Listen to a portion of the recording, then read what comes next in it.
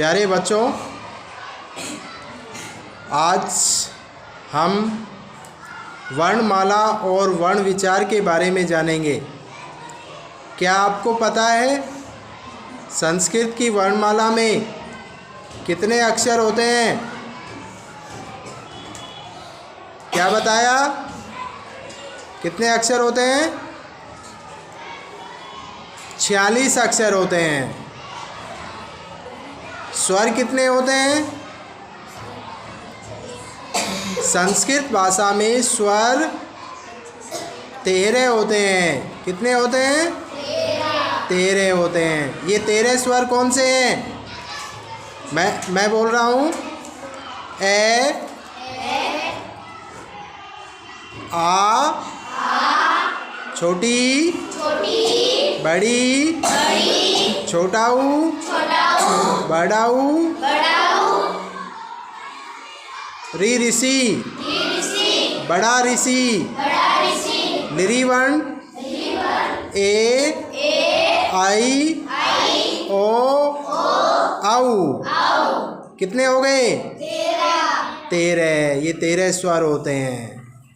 ये 2 वर्ण और होते हैं, अंग और ए है। ये क्या होते हैं? ये अयोगवाह होते हैं।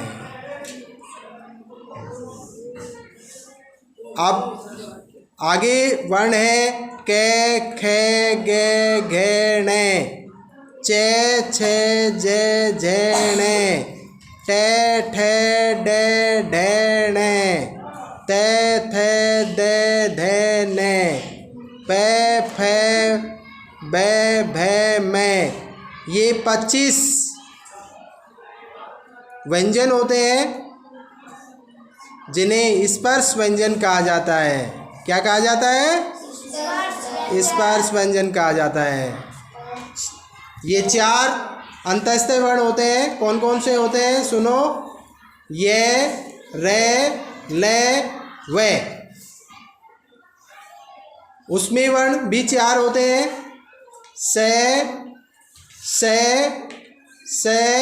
है।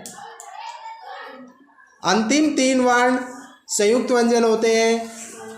6 क्षेत्रीय, त्रय त्रिशूल, गे ज्ञानी। क्या बच्चों, अब आपको पता है वर्ण किसे कहते हैं? क्या आप जानते हो वर्ण किसे कहते हैं? चलो मैं बताता हूं तुम्हें। वर्ण भाषा की वह सबसे छोटी इकाई है जिसके टुकड़े नहीं किए जा सकते हैं। क्या कहलाती है? वर्ण कहलाती है। अब आपको पता होना चाहिए वर्ण कितने प्रकार के होते हैं। ये पूरी वर्णमाला कितने वर्णों में बटी हुई है? 2 प्रकार के वर्ण होते हैं, स्वर और व्यंजन। स्वर और व्यंजन 2 प्रकार के वर्ण होते हैं। अब हम जानेंगे कि स्वर किसे कहते हैं।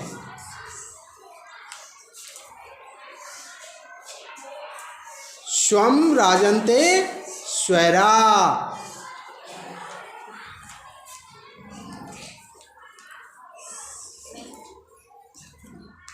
स्वर स्वतंत्र वर्ण होते हैं या जिन वर्णों का उच्चारण बिना अन्य किसी वर्ण की सहायता से किया जाए उन्हें स्वर कहते हैं।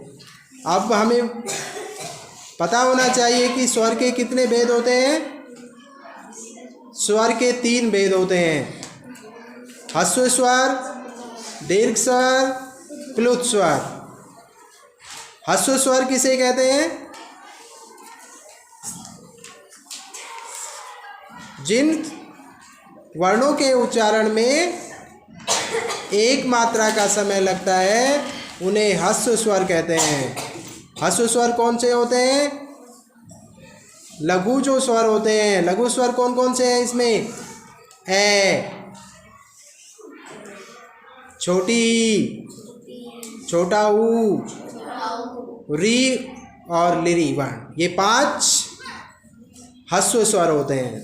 दीर्घ स्वर जिन वर्णों के उच्चारण में ह्रस्व स्वर की अपेक्षा दुगना या 2 मात्राओं का समय लगता है उन्हें दीर्घ स्वर कहते हैं। दीर्घ स्वर कौन कौन से होते हैं? जो स्वर बड़े स्वर होते हैं जिनके उच्चारण में अधिक समय लगता है वो दीर्घ स्वर कहलाते हैं। आपने जाना अभी। अब दीर्घ स्वर कौन कौन से होते हैं? आ, बड़ी, बड़ाऊ, ए, आई, ओ, औ। अब री वर्ण है वो 2 होते हैं, एक बड़ा और एक छोटा री। तो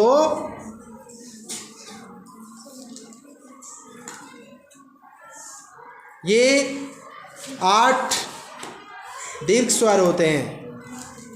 अब व्यंजन, अब हम व्यंजन पर आते हैं। व्यंजन किसे कहते हैं? जिन वर्णों का उच्चारण स्वर वर्णों की सहायता से किया जाता है उन्हें व्यंजन वर्ण कहते हैं। व्यंजन वर्ण के भी 3 भेद होते हैं। स्पर्श व्यंजन, जिन वर्णों के उच्चारण के समय हमारी जीभ मुख के जिन भागों को स्पर्श करती है उन्हें स्पर्श व्यंजन कहते हैं। स्पर्श व्यंजन की संख्या 25 होती है। इसमें क वर्ग, च वर्ग, ट वर्ग, त वर्ग और प वर्ग के सभी वर्ण आते हैं। ये रेले वे अंतस्थ वर्ण होते हैं, इनकी संख्या 4 होती है। इन्हें अर्ध स्वर भी कहा जाता है। उसमें वर्ण, जिन वर्णों के उच्चारण के समय